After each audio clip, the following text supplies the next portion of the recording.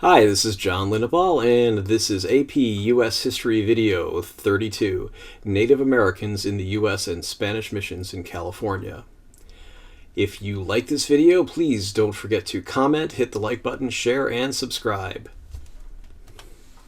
Native Americans in the early United States. United States Native American policy in the early days of the nation was unfavorable to natives, since the Constitution didn't specify a status for natives living within United States territories. This, as you may guess, caused conflicts. The, in quotes, Indian Wars of the 1790s were an early part of the colonies, and then later the U.S., pattern of breaking treaties with the Native Americans, then moving westward from the 17th to the late 19th century, so from the 1600s to the 1800s. Native Americans and the Constitution. The Constitution recognized natives as legal entities, but wasn't clear about their rights, responsibilities, and general role in the United States government, etc. For example, the Constitution granted Congress the power to regulate trade between the states, with foreign countries, and, in quotes, with the Indian tribes. Native tribes did not enjoy the same constitutional status as foreign countries, but Native Americans also weren't full United States citizens either. Natives weren't entitled to be represented in Congress. The courts did try to clarify the native status, but generally the rulings were about as effective as treaties. They were honored until white settlers wanted more land, etc. So, court rulings only as good as its enforcement, just like a treaty.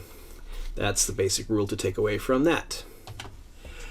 Missions, Presidios, and Pueblos. We're talking about Spanish missions in California, and Presidios and Pueblos.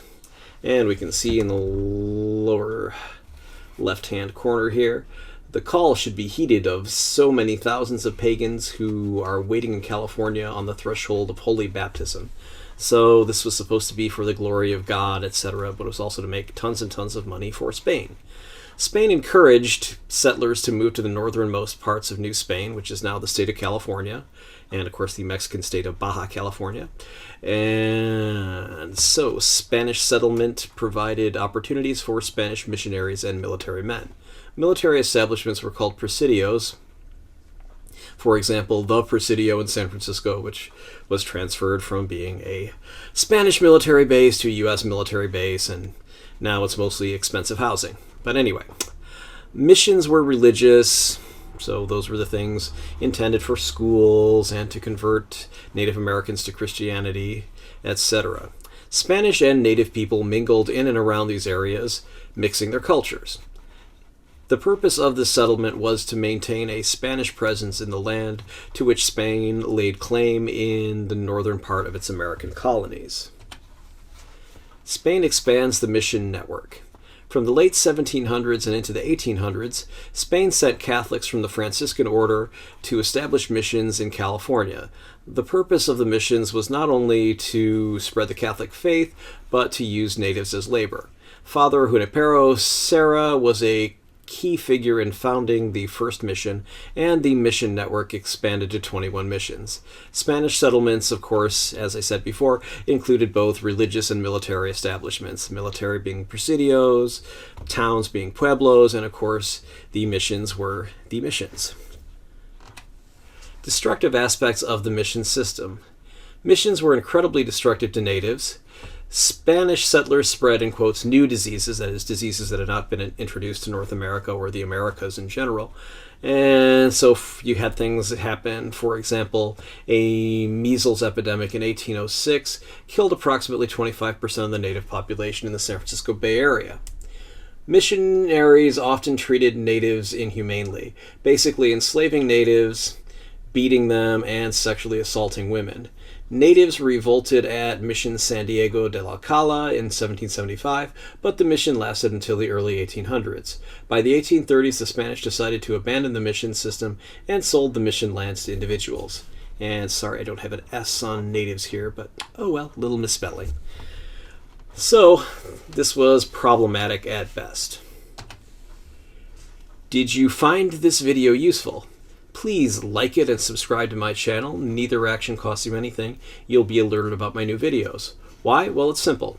YouTube doesn't let me share any ad revenue unless I have 1,000 subscribers and get 4,000 hours of view time in a year. While many people are watching these, I don't have anywhere near 4,000 hours of watch time in the last year. I also don't quite have 1,000 subscribers at this time, although I'm getting pretty close. So you can help bring it over the top subscriber-wise.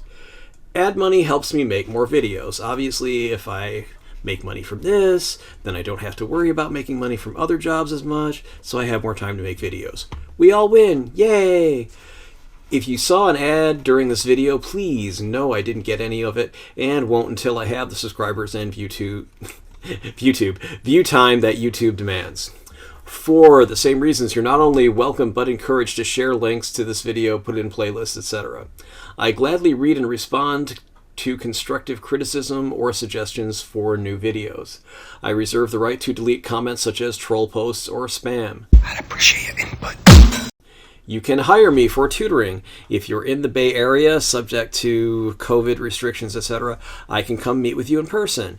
If you're anywhere where you have a computer, and if you aren't, how are you watching this, then you can work with me online through Zoom or some other video messaging type program. On that note, thanks for watching. I'm going to continue with a little contact information, etc. right after this, though, so you don't have to stop just yet. Contact me, Facebook, Instagram, email, phone. So Facebook, it's just www.facebook.com/Linneball-tutoring. Instagram, www.instagram.com/john.linneball.tutoring. My phone number is 415-623-4251. That is my cell phone, so you can even text me if you want. Email, john@johnlinneball.com. Website, www.johnlinneball.com. johnlinneballtutoring.com will take you to the same website, so you can pick whichever URL makes you feel better. Testpreparation.locals.com, that's my locals.com site. I will be putting up some exclusive content on there only for subscribers who donate money. It's not much money, but every little bit helps me make more videos and help you. And lbry.tv at John Linneball Tutoring. These videos that you see on YouTube are all going to be there and are basically all there right now, except for my most recent uploads, which are probably still uploading. Anyway, if you want to send me postal mail through the U.S. Postal Service, you can send it to John Linneball Tutoring, 1859 Powell Street, number 109, San Francisco, California, 94133. And finally, note, this is not a substitute for your classes, text, etc. This video is based on the Barron's AP United States History Review Book, 4th edition, any other sources listed in the video description, and my general knowledge of U.S. history.